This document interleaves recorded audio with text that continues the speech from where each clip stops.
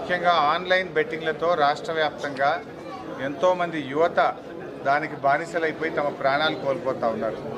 గతంలోనే కేసీఆర్ గారు ప్రభుత్వం ఉన్నప్పుడు ఆన్లైన్ బెట్టింగ్ను నిషేధించడం జరిగింది.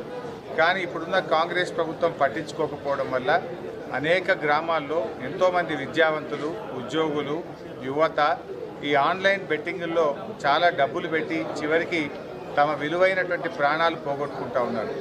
నేను యువతను అందరినీ కూడా కోరుతా ఉన్నా, ఈ ఆన్లైన్ బెట్టింగ్లో మీరు పాల్గొనొద్దు. దీనికి పాల్గొని మీ విలువైన జీవితాలు నాశనం చేసుకోవద్దు.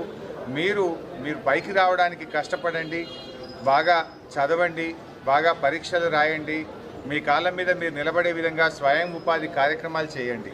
ఈ షార్ట్ కట్ మెథడ్లో ఎవరు కూడా పైకి రాలేరు. ఆన్లైన్ బెట్టింగ్లో ఎవరు డబ్బు సంపాదించే వాళ్ళు ఉండరు. ఆన్లైన్ బెట్టింగు మీ డబ్బు పోతుంది, కుటుంబ పరువు పోతుంది, చివరికి మీ ప్రాణాల మీదకి వస్తుంది. మిమ్మల్ని కన్న తల్లిదండ్రులు, మీ భార్య పిల్లలు, వాళ్ళ జీవితాలను దృష్టిలో పెట్టుకోండి. ఆన్లైన్ బెట్టింగ్లోకి వెళ్ళి దానికి వ్యసనానికి లోనైపోయి మీ భార్య పిల్లలకు ఇబ్బంది కాకుండా, మీ తల్లిదండ్రులకు ఇబ్బంది కాకుండా మీరందరూ కూడా దానికి దూరంగా ఉండాలని చెప్పి నేను యువతను ప్రత్యేకంగా కోరుకుంటా ఉన్నాను. అదేవిధంగా రాష్ట్ర ప్రభుత్వం కూడా దీని మీద చొరవ చూపి ఈ ఆన్లైన్ బెట్టింగ్ గేమ్ నిర్వాహకులు ఎవరైతే ఉన్నారో వాళ్ళందరినీ పీడీ యాక్ట్ పెట్టి అరెస్ట్ చేసి జైళ్ళల్లో వేయాలి. యువతకు ఇబ్బంది లేకుండా యువతను కాపాడాలని చెప్పి ప్రభుత్వానికి నేను అప్పీల్ చేస్తాను.